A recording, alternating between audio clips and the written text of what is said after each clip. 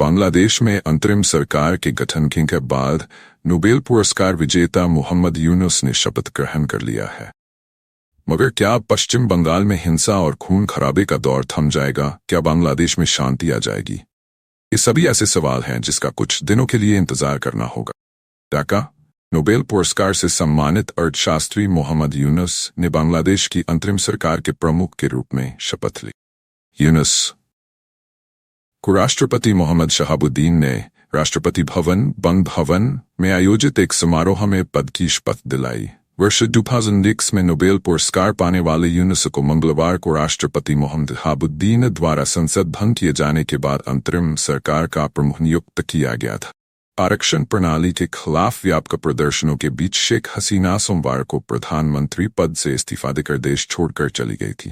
शेख हसीना के शासनकाल के दौरान गबन के आरोप में उत्पीड़न का सामना करने वाले नोबेल पुरस्कार से सम्मानित प्रोफेसर मोहम्मद यूनुस का जीवन पूरी तरह से बदल गया है। हसीना के प्रधानमंत्री पद से इस्तीफा देने और देश छोड़कर जाने के बाद अब यूनुस बांग्लादेश में अंतरिम सरकार के मुखिया बन गए हैं। राष्ट्रपति मोदी ने बृहस्पतिवार को राष्ट्रपति भवन में आयोजित समारोह में उन्हें शपथ दिलाई। यूनुस को सबसे गरीब लोगों का बैंकर भी कहा जाता है। इसे लेकर उन्हें आलोचना का सामना भी करना पड़ा था और एक बार हसीना ने यूनुस को खून चूसने वाला। वह हसीना के कटु आलोचक और विरोधी माने जाते हैं। हसीना के इस्तीफे को देश का दूसरा मुक्ति दिवस बताया। मोहम्मद यूनुस ने हसीना के इस्तीफे को देश का दूसरा मुक्ति दिवस बताया है। पेशे से अर्थशास्त्री एंकर यूनुस को गरीब लोगों, विशेष रूप से महिलाओं की मदद के लिए माइक्रो क्रेडिट के उपयोग में अग्रणी भूमिका निभाने के लिए 2006 में नोबेल शांति पुरस्कार से सम्मानित किया गया था। यूनुस ने नैब इंडस्ट्री में ग्रामीण बैंक की स्थापना की ताकि उन उद्यमियों को छोटे ऋण उपलब्ध कराए जा सकें जो सामान्यतः उन्हें प्राप्त करने के योग्य नहीं होते। लोगों को गरीबी से बाहर निकालने में बैंक की सफलता ने अन्य देशों में भी इसी तरह के लघु वित्त पोषण के प्रयासों को बढ़ावा दिया। यूनुस को 2008 में हसीना सरकार की कार्रवाई का सामना करना पड़ा जब उनके प्रशासन ने यूनुस के खिलाफ की जांच शुरू की।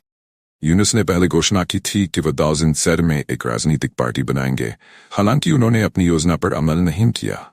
यूनुस और अन्य लोगों पर 20 लाख अमेरिकी डॉलर के गबन के मामले जांच के दौरान हसीना ने यूनुस पर ग्रामीण बैंक के प्रमुख के तौर पर गरीब ग्रामीण महिलाओं से ऋण वसूलने के लिए बल और अन्य तरीकों का इस्तेमाल करने का आरोप लगाया।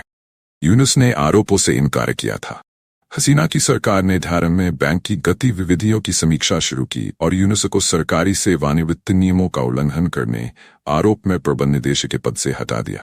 2003 में उन पर बिना सरकारी अनुमति के पैसे लेने के आरोप में मुकदमा चलाया गया, जिसमें उनका नोबेल पुरस्कार और एक किताब से रॉयल्टी भी शामिल थी।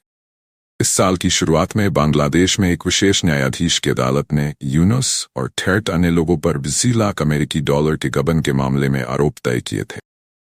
यूनुस ने खुद को निर्दोष बताया और फिलहाल जमानत पर बाहर है। यूनुस के समर्थकों का कहना है कि हसीना के साथ उनके खराब संबंधों के कारण उन्हें निशाना बनाया गया। बांग्लादेश की अंतरिम सरकार के प्रमुख यूनुस का जन्म 1956 में भारत के चटगांव में हुआ था, जो अब बांग्लादेश का एक प्रमुख बंदरगाह शहर है। उन्होंने अमेरिका के वेंडरबिल्ट विश्वविद्यालय से पीएचडी की उपाधि प्राप्त की और बांग्लादेश लौटने से पहले कुछ समय तक वहां पर आया था। इसे वीडियो देखने के लिए हमारे चैनल को सब्सक्राइब करें। धन्यवाद।